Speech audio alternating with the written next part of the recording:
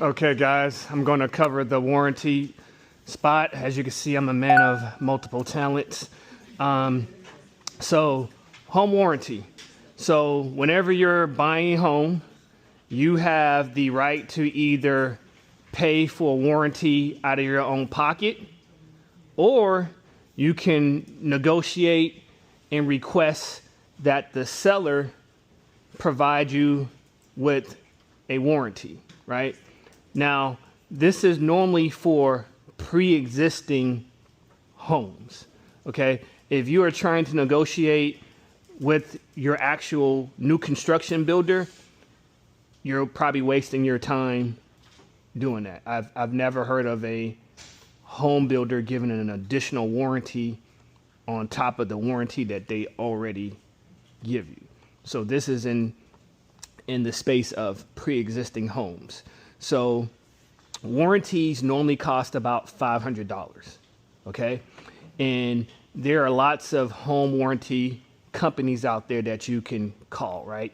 You can Google, you can ask Realtors, you might ask some family members, who do they have? And you can kind of shop around and get different prices from different warranty providers.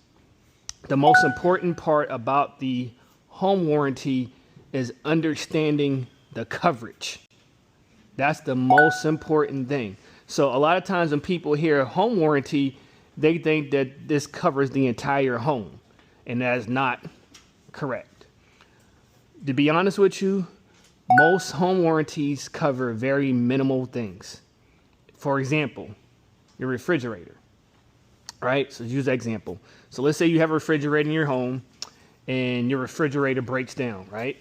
It stops producing ice, because that happened to me, right? So we had a home warranty, it stopped producing ice, right? So called the warranty company, and then you file a claim, right? So now, different home warranties have different claim processes, right? Some might have it to where when you call in, there is no upfront cost, right? Those normally cost more because you're not paying to utilize the warranty.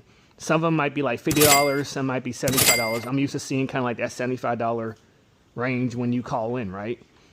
So in terms of the refrigerator example, they're going to send a tech out there, right? So these insurance companies they have like all these sub appliance companies that they have relationships with, right? So they'll call like this one insurance company, and they're gonna, insurance repair company. Not insurance. Appliance repair company.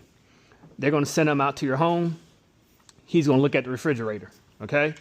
He's gonna see what's going on with it. He said, okay, well, the ice maker's not working. Oh, okay, well, this part went bad, right? So he's gonna write up what went wrong, and he's gonna provide that evaluation to the warranty company, right? And the warranty company's gonna say, okay, hey, well, ma'am or sir, you need this part, right? So what they'll do is they'll order the part, right? And then it might take a couple of days. So so for that point in time, you have your refrigerator is probably not functioning until that part comes in, right? So you might want to empty out the refrigerator, or you got like a what do you call it, deep freezer in your garage, go put it there until they bring that new part. So once the part comes in, they're going to come back over to your home, put a new part in, fix, and there you go. Okay. So these warranties normally cover, like I said, refrigerators, stoves, microwaves. The microwave part is really a hard thing because, let me give you an example. So let's say most microwaves probably going to cost you about $20 max, right? So your microwave goes out, right? Well, you calling and you spending $75 on the call, right? And they're sending someone out. So to be honest with you, your microwave goes bad, guess what you should really do? Go. Right. Okay. So let me tell you things your home warranty doesn't cover. Most of these home warranties don't cover HVAC. Okay. Your heat goes out, it doesn't cover that. Your air goes out, it doesn't cover that. You know why they don't cover that?